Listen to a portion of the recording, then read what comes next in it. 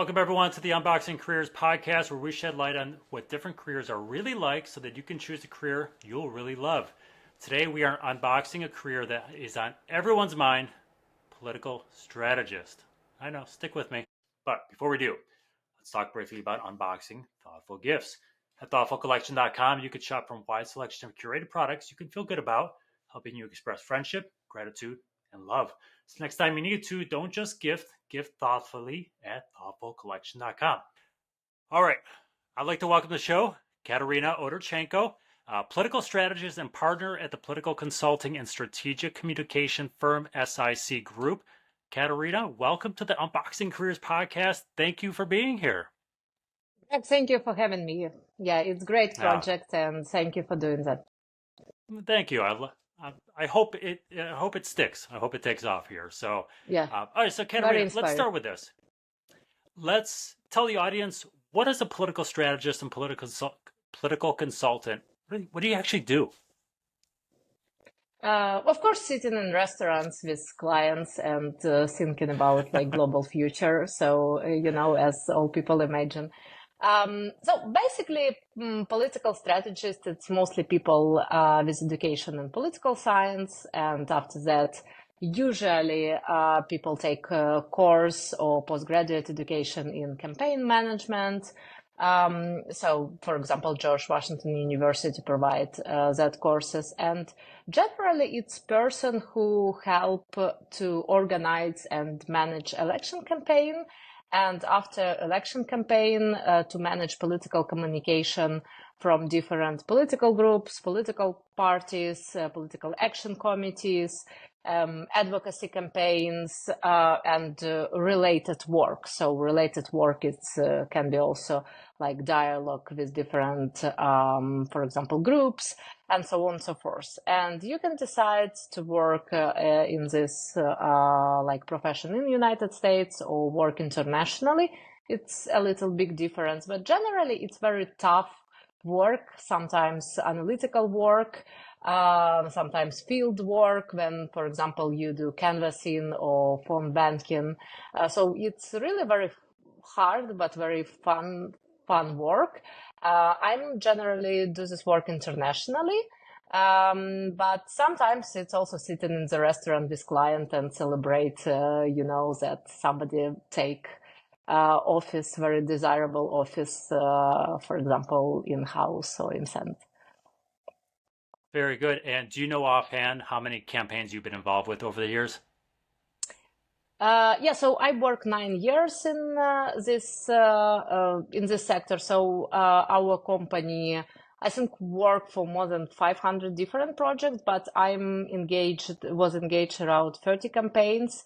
And I worked in the United States, but I'm originally Ukrainian. So I do a lot of work in Ukraine, Kazakhstan, Georgia, Moldova, political communication in Brussels. So I also have like specialization in general campaigning, but also campaigning in Eastern Europe and Central Asia, where, like American tools, very new, and general Western type of political communication really can be,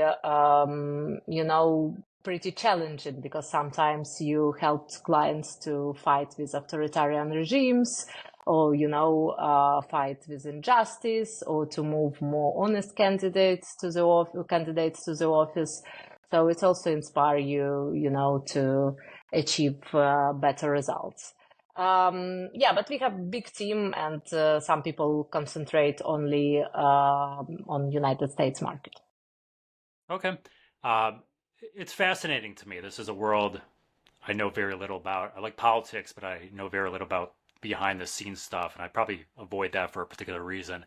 As you mentioned, studying political science, we'll get into college here in a second, but was that your career path to get into this field, or did you find a different avenue into the field? Generally, my father also was one of the first like pro-European politician in Ukraine, because Ukraine was in Soviet Union, as you remember. Like mostly people was like communists, but some people decided, we will move country from pro-Russian political way to like pro-European political way. And my father was in Ukrainian parliament 3 times.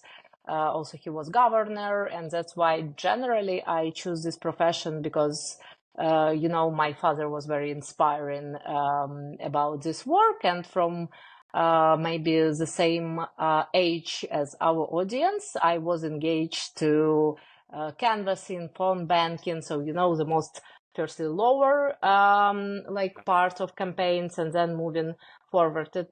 For example, working with Prime Minister Tymoshenko, she was the same popular as Zelensky, and then of course we moved to more international work with like American partners here in Washington D.C. So that's why for me, it's like family business. But I know a lot of people who change their profession to go to like campaign management work, but it's less strategy because strategy, needs more knowledge and also theoretical base. It's more work in the field.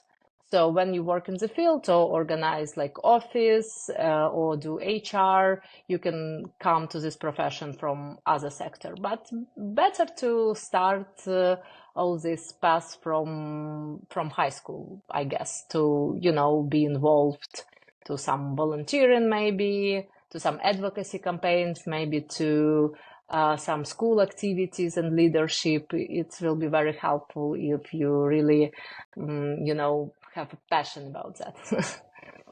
Very good. No, I love the advice and I love the insights there. So I know this answer is the answer to the question I'm going to ask you is going to vary based on what aspect you're working, what your seniority level is. Let's kind of take the canvassing part out of it. Actually, maybe not, because that's where most people will probably get started if they're going into it. But walk us through either yours or someone on your team, like what their typical day to day looks like. I know you mentioned a little bit before, like, hey, sometimes we're going out celebrating wins, we're having lunch, sometimes there's a lot of analytical stuff. What does that look like? And maybe for your more entry level people when they get into the field, what does the typical day to day look like? It's very different because on election, so now it's like campaign year, right? So Yep. for entering level campaign year, you like young professional can came, and their basic work will be engagement of people who can do canvassing, phone banking, and then they take like message box. So usually it's messages which was tested on the highest level. If you're interested, I can explain like more deeply where these messages, created. But after that, mostly if you just came to this profession, you take this message box and you must believe generally to like this message box. So here in Washington, D.C. and in Maryland, it's mostly, democratic choice. And after receiving these messages, you start to educate other people who will work on the field, and you also start to plan generally work. So, for example, work hours for different teams, and then you work generally with these teams in the field. So you came to some, for example, you start from 1 to 3 Main Street till 1 to 3 Second Street. And you also have some KPIs. So after every day you analyze like results, maybe you change like structure of team. People always change, so you need to involve more and more like volunteers, so people who work for campaign full times. So generally, usually you start from organizing work. If you really, for example, student now, right? If you came already with education, you usually go to something like digital campaigning. And it's very also understandable issue. So you have messages and you can create some creative posts, right? And very good idea to start involving to this campaign. Also this understandable for you group. So here it's very popular to work with minority groups. So for example, I'm Jewish, for example, right? So I understand some Jewish tradition, and if you go to Jewish Orthodox like place to speak with people on Saturday, it's not very good idea, right? Or if you no, because Jewish people not work on Saturday, and they don't discuss political issues on Saturday. Or for example, you Ethiopian, and in Maryland, big Ethiopian community, and as I know, Ethiopian people have they go to church on Sunday. So sometimes on Sunday, if you go to their houses, these houses will be empty, right? So it's very good if you understand the specific to work firstly with your this community whom you know and who you trust and with whom you have the same cultural map. So, and the same in social media. If you go to, for example, campaigning for somebody who wants to be elected to school board, right? Or you support some person for city council. It's a little better because generally these campaigns haven't big budget, and I'm also in Ukraine and Georgia start with working with people from local councils in the capitals. So it's people who need like professional educated people to organize campaign. But it's still not, like federal level where you need to present directly your cases, right? So if you're good in design and even if you know like Canva, I don't know, application good, you can go and try to work as content manager. And if you have education in communications, you even can work on press releases. And after your contractor will, working on distributing these press releases, because it needs like additional budget and additional tools. And you must understand like all this media map, know like how to push your pitches and so on and so forth. But on entry level, you can write these press releases, and now you can also use like IE tools. So it's really easy to came. And after that, like main campaign manager generally see what person have talent and passion to that. And other people, sometimes people came and said, I want to work like 2 hours a day because I'm retired and I like people. So I want to do phone banking for 2 hours a day. It's also a very useful person in your election campaign and in your work. But, this person maybe haven't so much passion and can't work, in central office or work with this congressman in future, That's very good. I love the details, the insight, the practical tips. So perfect answers, more than I was expecting. And I talk less, which is perfect. So thank you for that. I can talk less. Sorry, it's also in our profession. Mine is that we talk a lot because we always with people, so we try to talk a lot. My goal is to talk as little as possible. That's perfect. How about work-life balance in your field? What does work-life balance look like? It's no work and life balance when it's generally campaign period. So now it's very hot. So from middle of June, that will be July, and closer to election, it's you work all the time. And when you not work, you also taking part in some like conferences and so on and so forth. And usually, if you represent like company, right, LLC, or international company, other part of our office create new political force in Bulgaria, or consult new social movements of people who want to create new political force in Kazakhstan. So that's why generally you maybe not engaged fully to branding process or to like strategy process, or you don't read all focus groups. Focus groups, it's no type of research which very often we use in campaign management. But you always must, use your practice experience to do this teamwork more effective.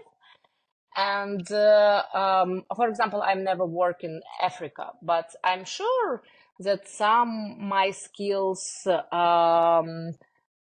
maybe work with low-income families and low-income voter in Georgia can be useful for working in Ghana, for example. I assume I've never worked at Ghana, right? But my experience of working with low-income voters on issues on medical reform in Ukraine can be not so useful here in Maryland, right? So that's why generally it's work when you want to be fully at this job and fully in this work. And when you have a selection campaign, usually you take like 1 month off to, for reading, for some education, because also it's very dynamic.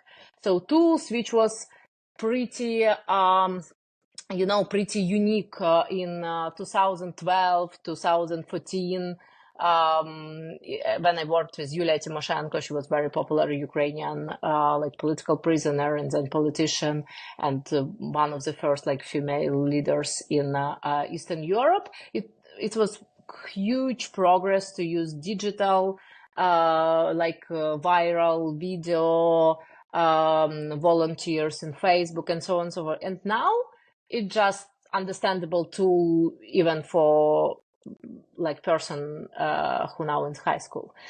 So that's why you always must educate yourself to use the most practical tools. And on United States market, you also have 10,000 competitors. So you must move very, very quickly, and you must use the most powerful tools, and usually they also expensive. So you must understand what your firm need to pay for to provide some services for clients. So, but sometimes you can take 1 month off, and usually it's after election campaign. And if you're not on high level of management, you usually not involved to, appointment to offices, some negotiations, and so on and so forth. Usually you can just take a break. So it's plus of this profession, but minus that you must fully involved. You communicate with thousands of people.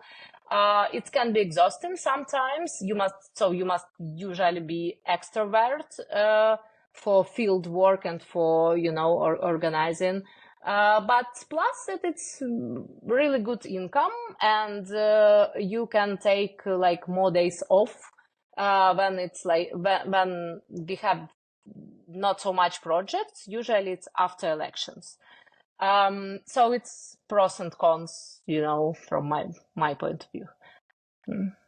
No, that's a great answer. It's great insight as well. So you mentioned kind of the adaptability that people need, especially you give the example of latest trends, social media tools, right? These things, they change pretty quickly nowadays.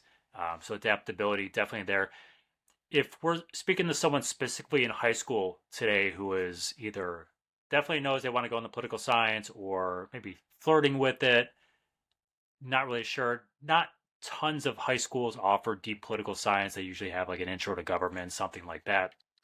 What skills would you maybe recommend that they start learning now? You mentioned Canva before, digital design skills, but maybe something they could do in class. So it could be a class that you wouldn't think would be helpful, but maybe would be good to get a baseline. That could be accounting or, financial stuff, or any sort of specific skills they could work on perfecting or baselining in their high school. What would you recommend those things to be? First of all, look, I'm originally from poor country. So Ukraine is still country where general income, some people have $200 a month.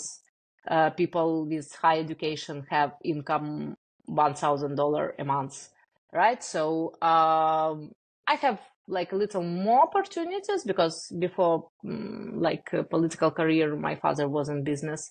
But I understand also how hard to get education when not a resident of 16th Street in Washington, D.C. or Chelsea, New York, right?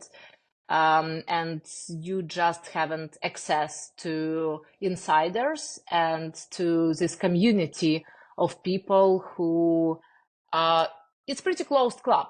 So, and technically, if you want to get more clients, you must be in closed clubs, because you can meet them anywhere, right?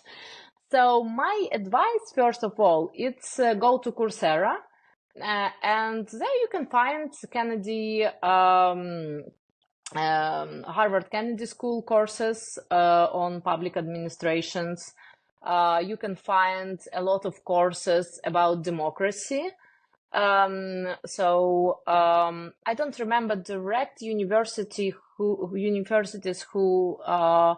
like work now on political management, but you obviously can find their courses on communications from top universities in United States. And for other people, it will be like $60,000. And for you, it can be for free. And it's very, very useful content. Secondly, you must practice. So take some issue which is important for you and start advocacy campaign. So maybe you have some bullying from somebody, I don't know, in school, right? Or you feel that you from minority group and you need, more rights at your school. We haven't here. So I live in Maryland, Washington, D.C. area, like 30 minutes from White House. So here it's not so much these problems, but I know that, it depends. And you can try the same tools on this campaign. You can collect signatures. You can do some creative digital ads. You can create social media groups. You can write releases. You can do podcast. You can gather maybe some meeting, and you can gather conference and talk with your principal. And first of all, it will be useful for your skill. Second, it will be useful for some issue which is important for you. And third, it can be useful also for you to move in, with your skills, which will be really useful at college. And if you already like a student, it's much more choices.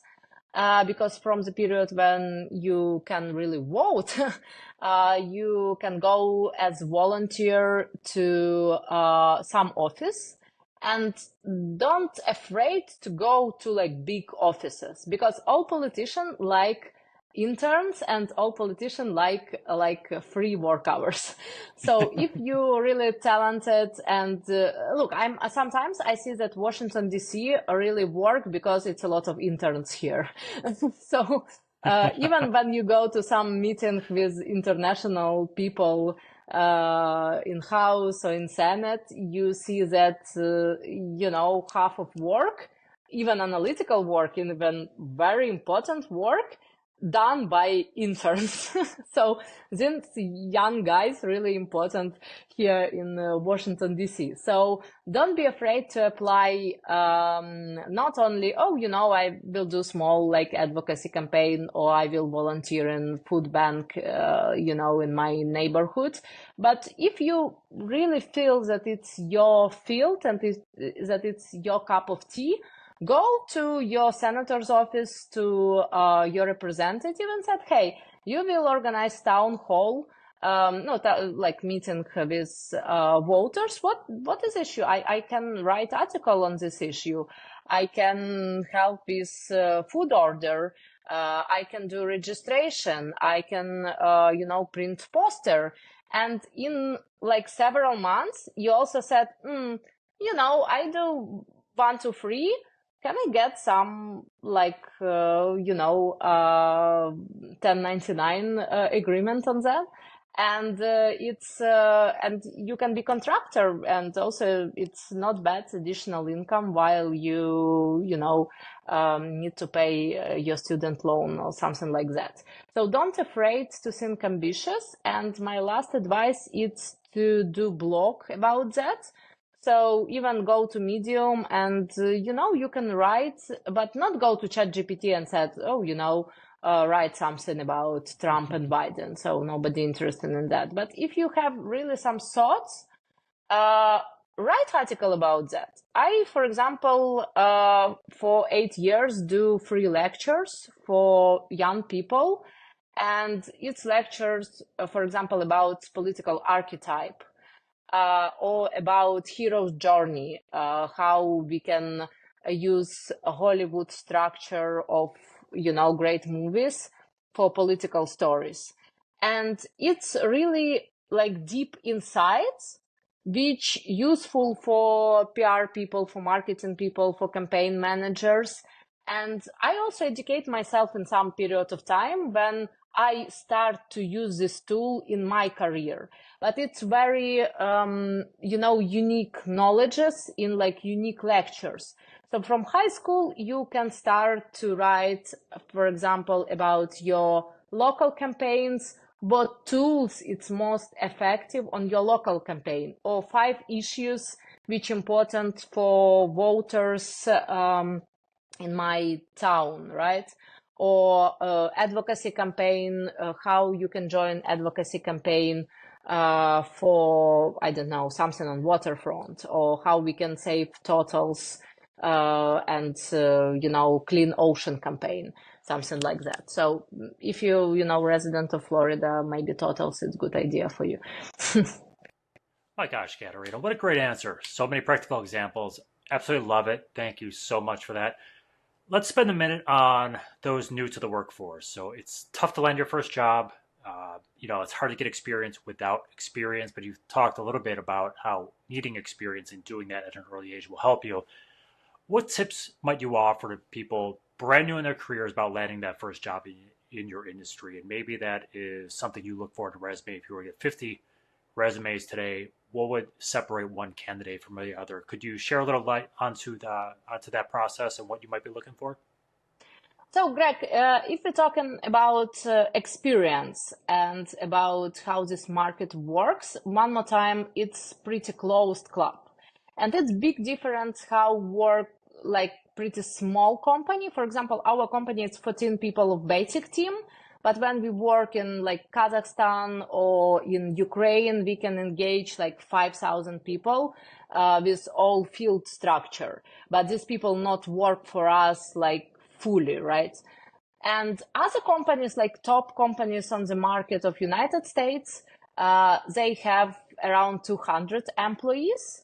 And but generally, all companies choose as employees people whom they know from some campaign experience or advocacy experience or charity experience.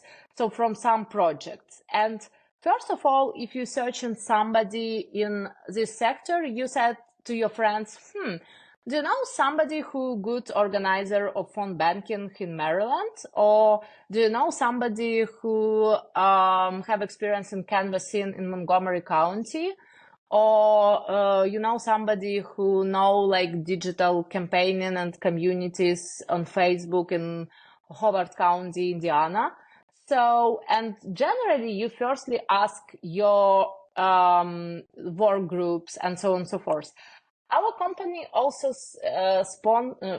is a main sponsor of International Government Relations Forum once a year. So this year will be 9 anniversary of our forum. And we also organize International Campaign Managers Forum. So it's useful for us because Generally, you engage big clients from different countries here in Washington, D.C. For example, they came to prayer breakfast and then they have meeting with you. And you do generally signing of contract here in Washington, D.C. But then you need to form big team with language knowledge on the ground. And this network, which like conference and network, you can check IGAPA net, IGAPA net, International Government Affairs Professional Association. So it's like community for JAR professionals and campaign managers. So we also find people there, and young professionals can join to such groups. Also, you can check American Political Science Association if you more want to work, on analytical and strategy side. And you can check International Political Managers Association. So it's plenty of them, but it's very good platform to also be a speaker and to represent your case. And even if you represent your case in some college, it will be great, because it's a big problem to engage young people generally to voting. So in all countries where I work, it's big challenge to take young voters to make action. Sometimes they do, like Democrats, very aggressive, engage other Democrats to voting against Trump, for example. Or when young people now came to revolution against the Russian political force in Georgia. Good example. Or bad example, like young, not so educated people who worked for Alternative for Germany in Germany, which far right political group, and now they under investigation about their extremist positions. So sometimes, this experience of understanding new generation, very useful. One more time, because people who pay for all that, they usually 70 plus. So they have no idea how to, organize dialogue with college graduates. They assume that they know, they see focus groups, they see some message boxes, but they have no idea. And then you have, hey folks, how are you? It's look a little weird sometimes. So, and about your experience, generally when you also see resume, it's you go to LinkedIn and you see what person wrote at LinkedIn. At big companies, even if you apply for think tanks work, also something connected with elections, but you want to write about that. Firstly, nobody look on your CV, it's IE. So IE compare your CV with job description. And HR, my friend, HR, she explained it to me and it's the same in IT profession. So nobody really reads about you as a person. For me, as Eastern European, I spent my childhood there. It's a little weird because we very personal, in our work, and our team. It's really also deep human relationships, because it's hard work and you can't work really effective if you don't like people with whom you work, right? It's our logic. Maybe not all companies have the same. We are contractors for some big companies, bigger than our company, and they're not interested in, ideas of our designer Malka, or in personality of our image maker Rivka, or say they just need work to be done by this deadline for this guy or this lady. So it's a little different logic, but first of all, you need to have experience, and pro bono experience, like volunteer experience. It's great to start. And one more time, even if you have challenging times, if you have financial aid at your college, or you can't go to Ivy League and you go to community college firstly, right? It's not a problem because you can finish Coursera and add to your CV that, you finished some online courses. And secondly, you can also write to start for very top press. So, for example, I start to wrote for Foreign Policy Rising, which is like small journal about elections in Eastern Europe. But now, like I give comments about elections, like to Washington Post. I wrote to Atlantic Council, Wilson Center, which like top university and top press worldwide.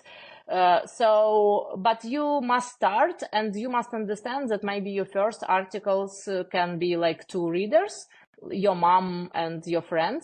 But after that, you can test your digital skills and, find your audience. But one more time, it must be not ChatGPT, oh, write me something about alternative for Germany and far right political wings. No, you must really give your ideas.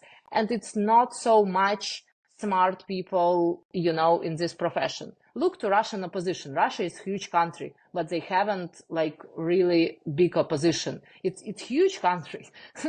And, any result, because maybe all people who have some ideas and creativity now in United States or in Germany, so never underestimate you, and every challenges, it can be good for you. As Kennedy said, right, that on Chinese language, like every challenge and problems, it's like a problem, but also second part of this, like spelling, it's good opportunity. And I think that university and college time, it's great time to start because you haven't kids, and you can fully concentrate on these knowledges and also volunteer for a lot of projects. And I'm, as campaign manager, said that we need also volunteer work, because from volunteers we choose our employees, and we ready to share our experience to also have more people in the team, and like politicians the same. Even if you go to field office of congressman or senator, they will be happy to meet with you, but never call them, because if you call them or send email, it's like bye-bye, it's no result. You must go and meet with some person, with like chief of staff directly, because other way it's like if you send your CV to companies, it's usually not haven't good result, and people disappointed. So it just nowadays with this AI, we can pros, but we can cons that people not communicate each other so much. Amazing. Well, Kateryna, this was a wonderful and insightful conversation. I appreciate how open you were about providing thoughtful advice. I know our listeners will absolutely appreciate it, so thank you very much. Before we go, though, I do want to remove you from the political strategy world. If you had to choose a different career, which would you choose and why? Generally, I try to be a scientist in biology. So at school, I was a worldwide champion in biology, like an Olympiad. I represent my country with project about how to rebuild ecosystem after big fires in Eastern Europe. So I started my science work at school. And I even like start education in biology in top Ukrainian university. But after that, I see that, in developed economies and developed democracies, unfortunately, you can't earn money on science, even on political science. So after I change profession, I change university. So I go to do political science, like in other profession. But anyway, science in our region was not profitable, but you can live normally. I have 3 kids, so you can live normally with your family for this money. And political management give like good opportunity in income issue. So that's why I think maybe like in universe of different Katerynas, I can be also like a professional in biology genetics, but I choose, campaign management. But the last issue that if you work on like campaign management, obviously you can work at PR, think tank work. So it's all related professions. Amazing. Amazing. Thank you, Kateryna, for your time today. Kateryna Odarchenko, everyone, political strategist and partner at the political consulting and strategic communications firm SIC Group. To find out more about her and her company, please check out the description or show notes, however you're consuming the podcast. And I hope you enjoyed today's episode. If you'd like to unbox your career with us, we'd love to have you. So please visit unboxingcareerspodcast.com to find out more. And until next time, keep unboxing your dreams.